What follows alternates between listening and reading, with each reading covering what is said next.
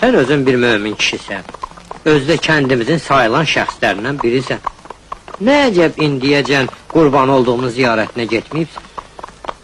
Kərbalay Oruc, Allah kasıblığın evin yıxsın. İstəmirəm bəyəm getməyi.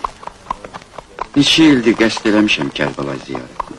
Heç tövr ilə 30-35 manat tədarük eləyib atala bilmir. Ay Məmməd Həsən əmi, indi ki ata gücün çatmır, ulaq al. Ulaq atdan ucuzdur.